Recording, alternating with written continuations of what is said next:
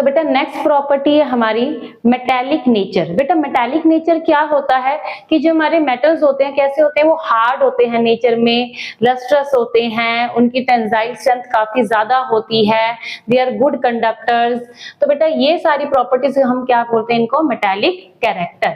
तो बेटा जो मेटेलिक कैरेक्टर होता है वो डिपेंड करता है कि जो हमारे एटम्स हैं, मेटल के एटम्स हैं, वो आपस में कितना स्ट्रांगली अटैच्ड हैं। ठीक है ना, सपोज मेरे पास कोई भी एलिमेंट है तो जितने ही ज्यादा उसके एटम्स आपस में क्लोज होंगे वो क्या होगा, उतना ही ज्यादा हार्ड होगा, स्ट्रांग होगा। जितना बेटा एटम्स के बीच में का जो आपस का जो बॉन्ड है वो वीक होगा, वो क्या होगा, हमारा सब्सटेंस उतना ही क्या होगा, उसका मेटालिक कैरेक्टर उतना ही कम होगा। तो बेटा ये जो एटम्स के बीच में बॉन्ड बनता है इसे हम कहते हैं मेटालिक बॉन्डिंग। क्या वर्ड है बेटा हमारा, मेटालिक बॉन्डिंग। कैसे होता है ये होता है between the atoms of a metal. ठीक है बेटा। अब बेटा जितने ज्यादा किसी भी एटम के पास अनपेयर्ड इलेक्ट्रॉन्स होंगे वो उतनी ही ज्यादा क्या दिखाएगा, मेटालिक बॉन्डिंग दिखाएगा, और उतना ही ज्यादा उसका क्या होगा, मेटालिक कैरेक्टर होगा। more the number of unpaired electrons, more will be the metallic character। क्यों? because it will be able to form strong metallic bonds। ठीक है। अब बेटा metallic bonds बनते क्यों हैं, हमारे बेटा हमने देखा था कि जो हमारे d ऑर्बिटल्स होते हैं वो कैसे, हमारे d जनरेट d ऑर्बिटल्स हैं 5 हैं। अब सपोज बेटा इसमें हमारे पास 4 या 5 अनपेयर्ड इलेक्ट्रॉन है, 4 है, सपोज 5 है। ठीक है। अब क्या होगा बेटा, जो हमारे d ऑर्बिटल्स होते हैं वो कैसे होते हैं बेटा, वो फ्लोरल शेप में होते हैं, वो बाहर की तरफ निकले हुए होते हैं। ठीक है।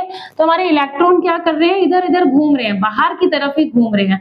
तो ये जो बेटा हमारे इलेक्ट्रॉन्स हैं ये दूसरे एटम के इलेक्ट्रॉन्स के साथ आपस में क्या करेंगे, बॉन्डिंग शो करेंगे, जिसे हम कहते हैं मेटालिक बॉन्डिंग।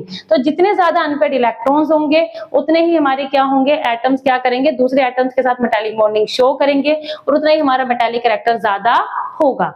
इसके बेसिस पे बेटा हम स्टडी करेंगे सबसे पहले अपना मेल्टिंग पॉइंट।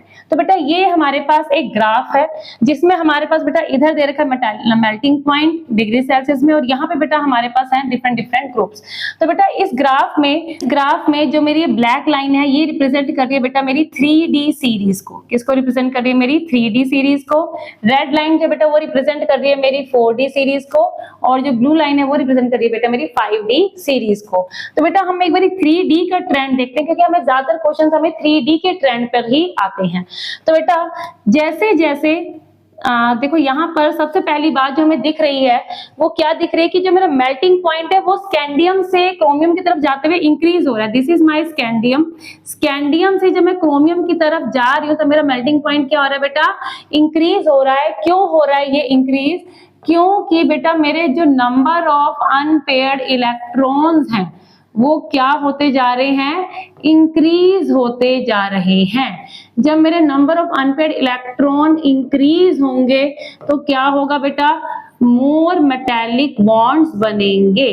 जितने ज्यादा मेटालिक बॉन्ड्स बनेंगे उतना ही ज्यादा क्या होगा, मेरा मेल्टिंग पॉइंट हाई होगा।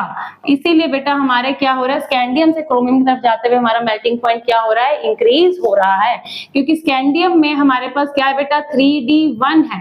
3D1 का मतलब इसके पास बेटा कितने अनपेयर्ड इलेक्ट्रॉन हो गए, इसके पास हो गया सिर्फ और सिर्फ एक अनपेयर्ड इलेक्ट्रॉन। क्रोमियम जो है बेटा वो मेरा है 3D5। 3D5 का मतलब बेटा इसके पास कितने अनपेयर्ड इलेक्ट्रॉन हो गए, इसके पास हो गए बेटा 5 अनपेयर्ड इलेक्ट्रॉन्स। इतने सारे अनपेयर्ड इलेक्ट्रॉन्स लेके बैठा है तो ऑब्वियस सी बात है भाई इसका मेल्टिंग पॉइंट ज्यादा होगा ही होगा। फिर क्या हुआ बेटा, जैसे क्रोमियम पे आया तो मेरा जो मेल्टिंग पॉइंट है एकदम से वो कम हो गया। भाई अब मैग्नीज जो है, मैग्नीज ने क्या करा, it shows a drop in melting point. भाई मैग्नीज के पास तो 3D5 4s2 कॉन्फ़िगरेशन है, इसके पास भी 5 अनपेयर्ड इलेक्ट्रॉन्स हैं, तो इसका तो मेल्टिंग पॉइंट ज्यादा होना चाहिए, इसका कम क्यों है आखिर। तो बेटा इसका कम क्यों होता है कि जो मैग्नीज के जो D5 इलेक्ट्रॉन्स हैं ये न्यूक्लियस में अपनी साइड खींच के रखता है बहुत ज्यादा। ठीक है। अब जब इलेक्ट्रॉन्स न्यूक्लियस की तरफ खिंच गए तो वो इलेक्ट्रॉन्स मेटालिक बॉन्ड नहीं बना पाएंगे, इसीलिए मैग्नीज के केस में क्या है बेटा हमारे पास there is a drop in melting point. Same बेटा टेक्नीशियम में भी ऐसे होगा, क्योंकि मैग्नीज, टेक्नीशियम, रेनियम ये सारे एक ही हमारे ग्रुप के मेंबर्स हैं। तो सेम बेटा इन दोनों में क्या हो रहा है कि जो हमारे जो D5 इलेक्ट्रॉन्स हैं they are strongly held towards the nucleus, therefore not able to form metallic bonds। बस बेटा इस चैप्टर के जो क्वेश्चंस है वो ना आपको 1 मार्क्स में ही आते हैं, तो आपको बस जो हमारी एग्जैक्ट रीजन है वही लिखनी है, ठीक है। तो मैग्नीज ने बेटा इसलिए हमारा क्या करा, एक ड्रॉप शो किया। उसके बाद बेटा फिर से हमारे पास क्या होते हैं, नंबर ऑफ अनपेयर्ड इलेक्ट्रॉन्स जो हो रहे हैं, एक्चुअली में ग्राफ होना चाहिए था ऐसा सा, है ना, क्योंकि अब धीरे धीरे के क्या हो रहा है, हमारे नंबर ऑफ अनपेयर्ड इलेक्ट्रॉन्स कम होते जा रहे हैं, तो इसलिए हमारा धीरे धीरे करके मेल्टिंग पॉइंट क्या होता जा रहा है बेटा, हमारा कम होता जा रहा है। अब इसके बाद हमें एक और चीज दिखी कि जो हमारा जिंक है भाई, जिंक का तो बिल्कुल ही मिनिमम है। क्यों है मिनिमम, ऑब्वियस सी बात है, जिंक क्या है मेरा 3D10(4S2) भाई इसमें तो क्या है, इसमें तो नो अनपेयर्ड इलेक्ट्रॉन, कोई अनपेयर्ड इलेक्ट्रॉन है ही नहीं, इसलिए इसका मेल्टिंग पॉइंट कैसा है हमारा, लोएस्ट मेल्टिंग पॉइंट है, ठीक है। सेम बेटा जिंक हो गया, कैडमियम हो गया, मरकरी हो गया, तीनों के ही केस में क्या है बेटा, हमारे फुली फिल्ड डी ऑर्बिटल्स हैं। फुली फिल्ड डी ऑर्बिटल्स होने की वजह से क्या है बेटा, हमारे पास नो अनपेयर्ड इलेक्ट्रॉन, कोई अनपेयर्ड इलेक्ट्रॉन मेरे पास नहीं है। कोई अनपेयर्ड इलेक्ट्रॉन नहीं होने की वजह से बेटा नो मेटालिक बॉन्डिंग, कोई मेटालिक बॉन्डिंग होती ही नहीं है। तो ये क्या करता है बेटा, इसका मेल्टिंग पॉइंट बहुत ही ज्यादा लो होता है इन तीनों का ही, ठीक है बेटा। तो मरकरी का तो इतना लो होता है कि it is liquid at room temperature, हमें पता है ना mercury is liquid at room temperature. अब हमें पता चल गया क्यों है ये रूम टेम्परेचर पे लिक्विड, क्यों, क्योंकि इसके पास क्या है बेटा, फुली फिल्ड डी ऑर्बिटल्स हैं, कोई अनपेयर्ड इलेक्ट्रॉन नहीं है, मेटालिक बॉन्ड नहीं बना पाता, इसलिए कैसा है, ये लिक्विड है रूम टेम्परेचर पर।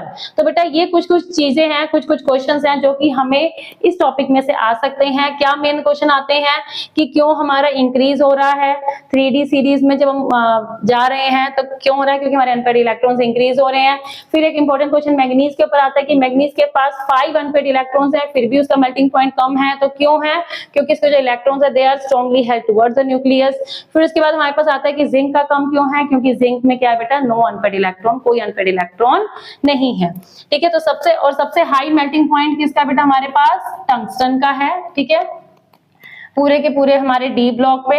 और अगर आपसे उसका पूछा जाए सिंपल हमारे 3D का पूछा जाए तो हमारे पास क्रोमियम का सबसे ज्यादा है, और अगर हमें 4D का पूछा जाए तो मोलिब्डेनम का सबसे ज्यादा है। नेक्स्ट बेटा हम देखते हैं एंथैल्पी ऑफ एटमाइजेशन। नेक्स्ट हमारे पास क्या है बेटा, enthalpy of atomization. Enthalpy of atomization भी बेटा हमारा मेटालिक प्रॉपर्टी का ही पार्ट है। क्या होती है बेटा एंथैल्पी ऑफ एटमाइजेशन, कि ये जो मेरे एटम्स हैं, ये मैंने एटम्स बनाए भाई, ये डी ऑर्बिटल्स नहीं बनाए हैं, ये मैंने एटम्स बनाए हैं अपने, ठीक है बेटा। इन एटम्स को अगर मैंने अलग अलग करना है तो मुझे कितनी एनर्जी देनी पड़ेगी, उसे हम क्या कहते हैं, एंथैल्पी ऑफ एटमाइजेशन। बेटा फिर से वही बात है कि हमारे बेटा मेटल के जो एटम्स हैं जितने स्ट्रांगली आपस में अटैच्ड होंगे, ठीक है, तो उतनी ही ज्यादा क्या होगी, मेरी एंथैल्पी ऑफ एटमाइजेशन होगी, ठीक है बेटा। तो यानी कि जितने ज्यादा मेरे बेटा मेटालिक बॉन्ड स्ट्रॉन्ग होंगे, more metallic bonding, more will be the enthalpy of atomization. और मेटालिक बॉन्डिंग बेटा किस पे डिपेंड करती है, मेटालिक बॉन्डिंग डिपेंड करती है हमारे नंबर ऑफ अनपेयर्ड इलेक्ट्रॉन्स पे। यानी कि बेटा फिर से वही बात है, सेम वही है कि जितने ज्यादा नंबर ऑफ अनपेयर्ड इलेक्ट्रॉन्स होंगे, मेटालिक बॉन्ड उतने ही स्ट्रॉन्ग होंगे और एंथैल्पी ऑफ एटमाइजेशन उतनी ही ज्यादा होगी। तो बेटा इसका भी ट्रेंड ऑलमोस्ट हमारे मेल्टिंग पॉइंट जैसा ही है कि स्टार्टिंग में बेटा हमारा क्या हो रहा है, स्टार्टिंग में हमारा जो मेल्टिंग पॉइंट है वो इंक्रीज हो रहा है 3D के लिए, ठीक है। क्यों, क्योंकि हमारे number of unpaired electrons increase हो रहे हैं। अनपेयर्ड इलेक्ट्रॉन्स क्या हो रहे हैं बेटा, मेरे इंक्रीज हो रहे हैं। तो अगर कोई आपसे पूछे कि ये कौन सा मेटल होगा, ये कौन सा होगा बेटा, मेरा क्रोमियम। ठीक है, उसके बाद बेटा मैंगनीज पे फिर से हमारा ड्रॉप हुआ, क्यों? क्योंकि इसके जो D5 इलेक्ट्रॉन्स है they are strongly held towards the nucleus, तो they are not available for metallic bonding. उसके बाद बेटा फिर से हमारे पास क्या है बेटा, जिंक के केस में क्या हो गया है, फिर से हमारे पास कोई अनपेड इलेक्ट्रॉन है ही नहीं। अनपेड इलेक्ट्रॉन नहीं होने की वजह से क्या होता है, ये जो हमारे जिंक कैडमियम मरकरी है बेटा, ये क्या हो जाते हैं, they are very soft metals. क्या कहलाते हैं, इनको हम सॉफ्ट मेटल्स बोलते हैं। ठीक है, क्योंकि इनकी एंथैल्पी ऑफ एटमाइजेशन क्या है, काफी ज्यादा कम है। ठीक है बेटा, यहां पर फिर से मैंगनीज, टेक्नीशियम, रेनियम, ठीक है, यहाँ पे क्रोमियम, जो हमारे बेटा अप वाले हैं मोलिब्डेनम और टंगस्टन। तो फिर से बेटा टंगस्टन की जो एंथैल्पी ऑफ एटमाइजेशन है वो क्या है, सबसे ज्यादा है। तो बेटा अभी एंथैल्पी ऑफ एटमाइजेशन सबसे ज्यादा होने की वजह से हमारे पास क्या होता है, ये जो टंगस्टन है इट शोज नोबलनेस और इनर्टनेस। ठीक है ना, कि ये लेस रिएक्टिव हो जाता है, क्योंकि अब इसके एटम्स क्या है बेटा, बहुत ज्यादा आपस में एकदम स्ट्रांगली अटैच्ड है, तो किसी और के साथ ही जल्दी से रिएक्ट नहीं करता है। तो इसलिए क्या हो जाता है बेटा, इसको हम कह देते हैं नोबलनेस या फिर इनर्टनेस, और ये क्या हो जाता है, लेस रिएक्टिव हो जाता है। क्यों? क्योंकि इसके एंथैल्पी ऑफ एटमाइजेशन क्या है, काफी ज्यादा स्ट्रॉन्ग है, काफी हाई है। ठीक है बेटा, एक इसमें क्वेश्चन और आता है हमारे पास कि जो बेटा हमारे ये जो हमारी क्या बोलते हैं 4D एंड 5D सीरीज है, इनकी एंथैल्पी ऑफ एटमाइजेशन जो है बेटा वो काफी ज्यादा है एज कंपेयर टू 3D। ठीक है ना, 3D के कंपैरिजन में इनकी काफी ज्यादा है। देखो तो बेटा ऐसा इसलिए है क्योंकि अब 4D और 5D सीरीज में क्या हो गया बेटा, ये जो हमारे 4D एंड 5D इलेक्ट्रॉन्स हैं ये क्या हो गए बेटा, ये बाहर की साइड को है।